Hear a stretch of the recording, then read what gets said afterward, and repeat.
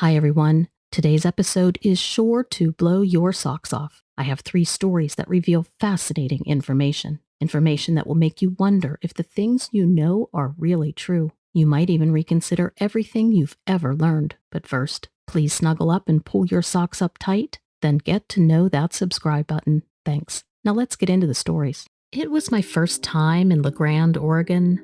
I had never been to these woods before, and so I was not familiar with the area. I was out visiting and hiking with a friend, and we were trying to find a trail that she had seen on a map. We weren't having much luck, and we were getting a little frustrated. We were in the woods for about an hour and a half, but not finding what we had headed there for. And so we were getting ready to head back to the car. It was getting late, too, and the sun was setting. At this point, we were walking along a creek bed, and we were looking for a way out of the woods, since we had gotten ourselves pretty turned around. We were walking along the edge of the creek when I noticed something dark in the woods about 50 feet away. I told my friend to stop and be quiet so I could listen and check it out. I also looked through my binoculars, and what I saw was a big black mass. I couldn't make out any features or details, though. I couldn't tell if it was an animal or a pile of brush or even a person at that point. I was not sure at all what I was looking at. I told her I was going to go check it out, and she walked with me towards the dark mass. I think she was more so not wanting to stay back by herself versus interested in seeing it up close. But then, as we approached it and got closer, I could start to see that it seemed to have a small head and long arms sticking out of it. I didn't want to startle whatever it was and jeopardize our safety, so I whispered to my friend to be quiet, and that I thought it was a person and we should be careful. I told her that we should not make any noise and just continue to walk past it like we didn't know it was there. We continued, but the closer we got, the more I could see that it was actually not a person. It was a large black mass that was alive, but not human. At this point, it took all of my strength to keep from running out of fear. I was able to walk past it slowly, but once we were about 20 feet past, I couldn't stop myself any longer, and I started to run. We ran about 100 yards and then stopped. I turned around and looked. The thing was now standing up on 2 legs, and it was facing us, looking at us. It was over 8 feet tall and slender, which was weird given how large it looked on the ground. It had a small head and these long arms that hung down below its knees, and it was covered with fur. It didn't move, though. It just stood there, staring at us. I was scared, but now was developing this overwhelming need to see it up close. I wanted to see the details of its face. It was almost like I had no control over these urges. My friend was scared. She didn't want to go back with me, but I begged her, and so she did. We both slowly walked back towards it, and as we approached, I could see the details of something I had never seen before in my life.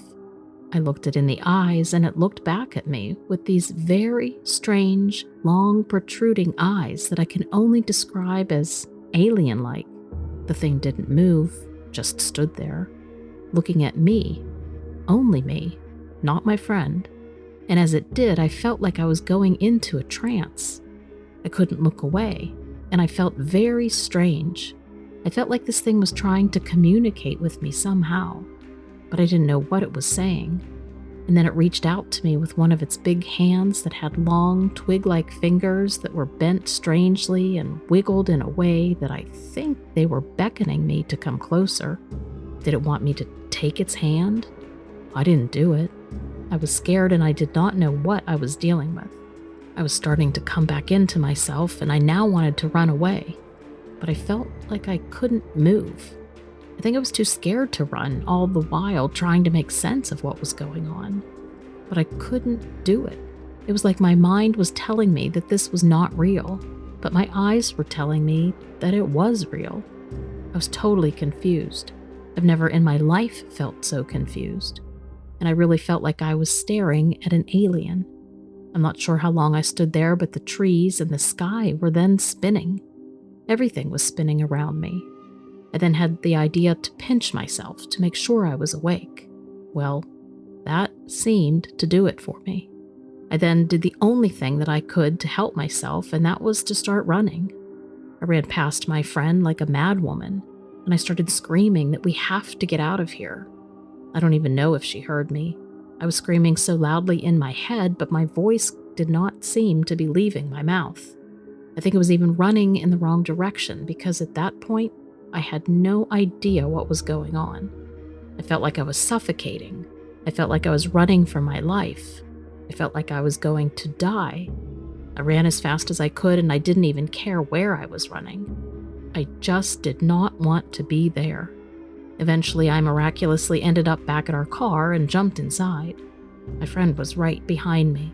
She was screaming and crying, and she jumped in too. We drove home as fast as we could. We didn't say a word to each other the whole way home. We couldn't say a word. We were in shock. We were both crying and shaking. It was the scariest thing that has ever happened to me in my life. I still don't know what happened to me that day.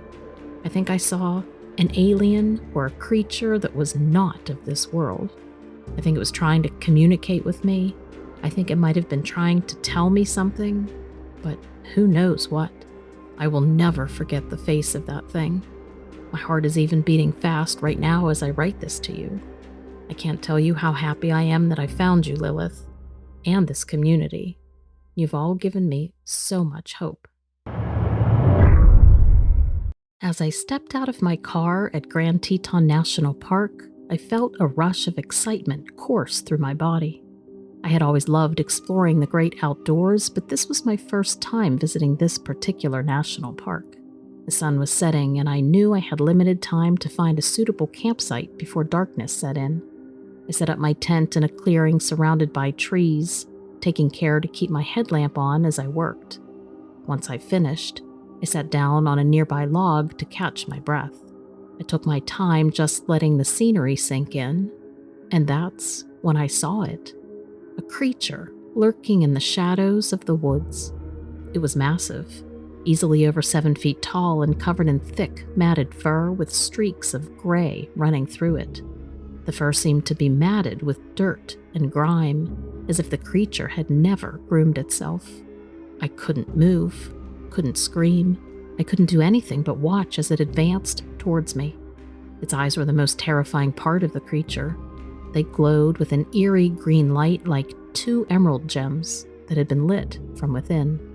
They seemed to bore into me, as if the creature was staring right through me. Its arms were long and muscular, ending in sharp claws that dug into the ground with each step. Its legs were equally powerful, allowing it to move with an unsettling speed and agility. As it moved closer to me, I could hear the rustling of leaves and twigs underfoot, a sound that seemed to grow louder with each passing second. The creature's face was a twisted, grotesque mask of fury and rage. Its mouth was full of razor-sharp teeth, each one gleaming in the dim light of the woods. Its nostrils flared as it snarled, emitting a hot, rank breath that made my stomach churn. And when the creature came in for the attack, I got a closer look at its claws. They were long and curved, sharp enough to tear through flesh and bone with ease. They were even covered in what looked like dried blood and bits of flesh, evidence of its previous kills. Overall, it was a horrifying sight to behold. It was a monster straight out of a nightmare, and I knew that I had to be extremely cautious if I was going to survive my encounter with it. As it grew nearer, I finally managed to snap out of my paralysis and scramble up to my feet. I grabbed a stick lying on the ground, holding it up in a weak attempt at self-defense. The creature then let out a growl. I tried to back away, but my legs would not move fast enough. The creature then lunged forward as its claws were slashing at me with lightning speed. I barely managed to dodge its attacks, feeling the wind from its claws whistling past my face. In that moment, I realized that I had stumbled upon a creature unlike anything I had ever thought I would encounter. It was a monster straight out of a nightmare, and I was completely outmatched. I closed my eyes, bracing myself for a final blow, but it never came. When I opened my eyes, the creature was gone, vanished into thin air, leaving me alone in the dark woods.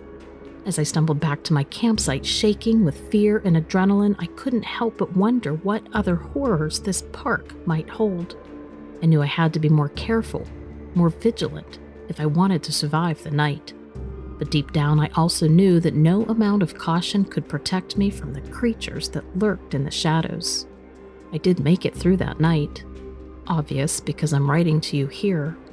But the next day, I knew I did not want to deal with any of those possible creatures. I packed up my stuff and I hightailed it out of there. I worked as a ranger for the National Park Service for many years, and in that time I saw some pretty strange things, but nothing could prepare me for what I witnessed one day in Grande, Teton National Park. I was out on patrol making my rounds through the park. It was late in September and the leaves were just starting to change color. The air was crisp and the sky was clear, and I remember thinking it was going to be a beautiful day. I was driving along the road, keeping an eye out for wildlife and any visitors in need of assistance. As I rounded a bend, I saw something moving in the bushes off to the side of the road. Or, more accurately, I should say that I saw the bushes shaking in an unusual way and that none of the other bushes were moving. So I rolled my vehicle to a stop closer to the bush, but remained inside. I wanted to be safe and not sorry in case I was about to encounter a sick or wounded animal. Animals that are scared or in shock can be very dangerous. What I observed next completely shocked me. It wasn't long before out from the undergrowth came this furry, large creature.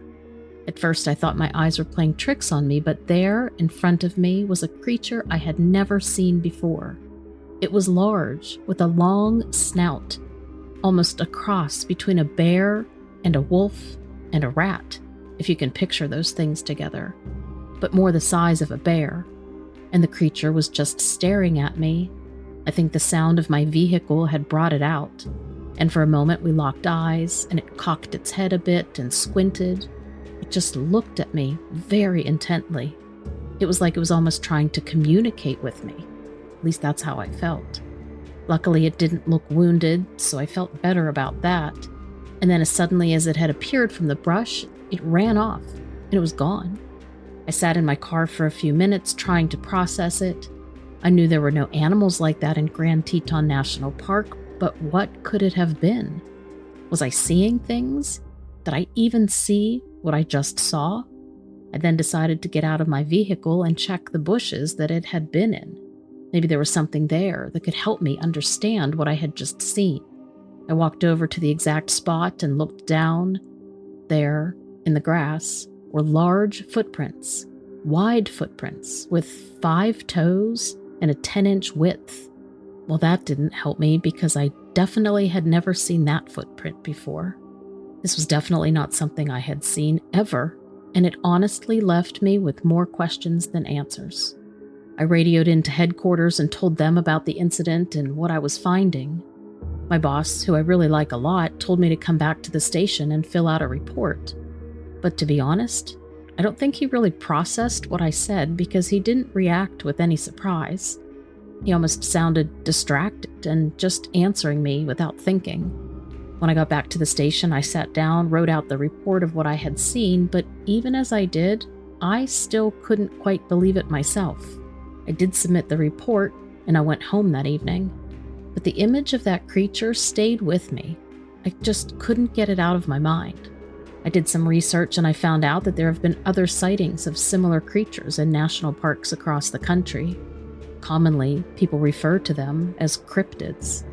There's no scientific evidence of their existence, but there are enough reports from reliable witnesses to make me believe that they are real. I never did see that creature again, but I often think about it and I wonder where it came from and what its life is like, honestly. Maybe one day we will have the answers to those questions, but until then, I'm just happy to know that there are still some mysteries. I haven't been able to share my story publicly, so I'm really glad that I found your channel. My friends and family have not been understanding, but I know your audience may have some insight as to what happened to me. I've thought about this incident nearly every day for the past 15 years, and I still don't know exactly what happened. I do believe, though, that I experienced a rip in the space-time continuum, or some other less cliché version of that. All I know is that one moment the sky was blue, and the next second it was night. It happened when we were staying at my grandmother's house in rural Pennsylvania during the summer. It's really just Amish country where they live, and the roads are often filled with horses and buggies and men and women in similarly styled handmade clothes. When I was a kid, I loved going to my grandma's because it was just so different from the life that I had in New York City. So we'd been there for over a week at this point, and my mom and older brother had been arguing really badly the whole time. We'd had some lunch, and my brother had criticized Mom's cooking. They were in a shouting match, so I decided I just needed to get out of the house. Grandma had a small wooded area behind her house, and I loved to go out there and explore. After her manicured lawn, a small creek divided the woods from the property, and there was a thick tree branch that stretched across the brook, so I could use that to hop over the water, and then also used some big rocks as additional stepping stones. Then once I got over the stream and into the woods, I basically just meandered about on my usual paths. Some time ago, my brother and I had set up a tree house, so I decided I would go and try to find it to see if it was still standing. So I walked about 5 minutes into the woods and reached the large oak that once held our makeshift treehouse. Unfortunately, but not surprisingly, it was a total shambles, and I decided that I'd be foolish to climb up there. So instead, I just started to turn around and walk back to the house, thinking I would just tell my brother what it looked like. When I reached the creek this time, there was this faint white glow coming from the water. I thought it was weird, looking back on it, but just figured that it was probably the angle of the sun or something. I mean, the water looked normal except for the edges, and the ripples almost shined and sparkled in the light. It's sort of hard to explain. Also, the stream was moving more quickly than usual, but not flooding or anything. So I had no clue why something like this would be happening. But I continued home. I just started to hop my way over the rocks and onto the branch bridge. But when my foot touched the far bank, I felt a flash of light overtake my vision, and I fell flat on the ground. When I opened my eyes again, I thought I'd gone blind. I honestly wondered if I had hurt my eyes somehow. The world had fallen into complete darkness, even though it couldn't have been even 2:30 in the afternoon. I managed to get myself back on my feet and made my way back to the house. Luckily, I knew the property well, and I made it there without incident. I then flung open the door, and there stood my mother and my grandmother in the kitchen. The looks on their faces I've never seen before. And my grandmother was on the phone with the police. My brother was sitting quietly on the couch, but his head spun as soon as I opened the door. I could tell by looking at everybody's faces that they had all been crying. Their cheeks were streaked, their eyes were red. My mom then asked me where I had been and said I knew I wasn't allowed to be gone that long. Apparently, I'd been gone for hours. I watched as her face moved between anger and being relieved to see me alive. I couldn't understand at first because I'd only just walked 5 minutes into the woods. But they said they had searched and called my name and went down to the brook, but they never saw any signs of me. Nothing. I still don't know what happened, but I do believe that I somehow was caught in a time warp. There's no other explanation that's reasonable for what happened except for something supernatural. I couldn't have fallen or gotten lost or disoriented because my family searched the area. They would have seen me. I didn't go far. They would have literally had to step over my body if they were in the area of that creek. It's just impossible that I was near where they were looking and not in some otherworldly place. Still, none of them believes me, and my mom was always very adamant that I do not share my story with teachers and friends. When I saw the videos of your channel about portals in the woods and energy fields, I realized that I wasn't alone in this experience. And my story was not, and is not, insane.